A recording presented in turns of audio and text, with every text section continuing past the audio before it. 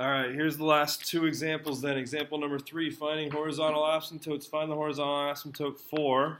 And we got this ugly equation here. It says negative 4x plus 3 over 2x plus 1.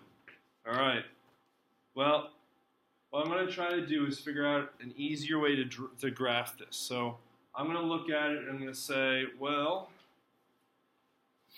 we could divide those, okay? Because technically that's what they're asking us to do is divide them. So to divide them, I'm going to take my 2x plus 1.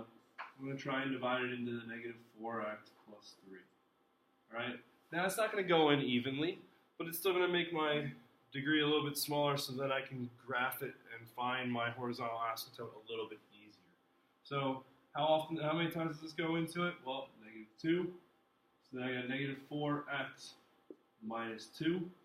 When I subtract that whole denominator, I end up with 5 over here. So this is written as negative 2 plus 5 over 2x plus 1. All right. For that, I'm going to flip-flop the order. I'm going to rewrite it with the 5 over 2x plus 1 first. Minus 2. Alright, so I've got that much. Basically, now we're looking at the graph of this translated to down with this. Okay. Horizontal asymptote. Baseball uniforms will be collected today after school between 3 and 3:30 in the locker room hallway. If you have any questions, please ask in the athletic office. For just this part, would normally be at y equals 0. Alright, normally for this, it would be at y equals 0 because that just looks kind of like our 1 over x function. So that's their normal horizontal asymptote. But we got to move down to. So it's y equals negative 2.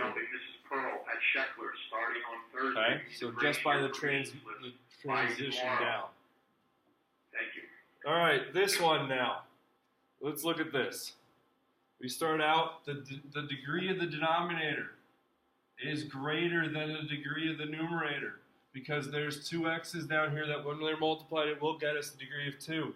The numerator only has 1, so when that happens, our horizontal asymptote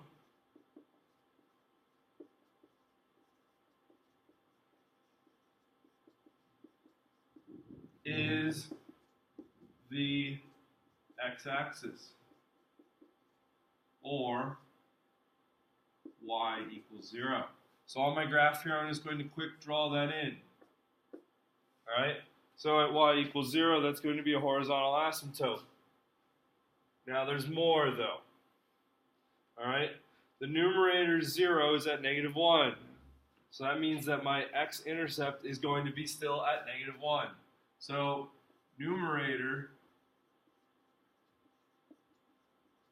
0 at negative 1. All right, that means that x-intercept is at x equals negative 1. All right, so at x equals negative 1, we're still going to have a point where our graph will cross.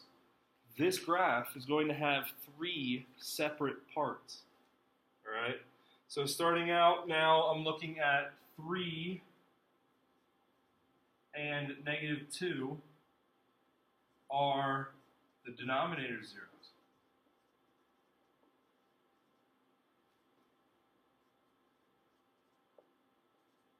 Well, what does that mean?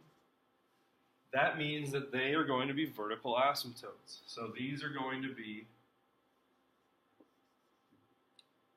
vertical asymptotes. All right, so at 3, so let's go over to 3. Okay, vertical asymptote. Negative 2, going to have a vertical asymptote. 2. All right, there's my vertical asymptotes. Notice how they kind of section off everything. Things are split up into different areas now. So, how do I figure out where these graphs are? Well, let's try a few numbers. So, the first thing that I'm going to do is I'm going to try a couple numbers around this 0. So, let's try plugging in 1 or negative 1. What would happen?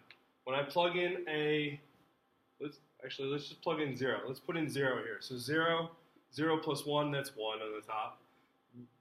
0 minus 3, that's negative 3, times anything. I don't care what the other side is going to be. We're still going to end up with a negative there. So this went down.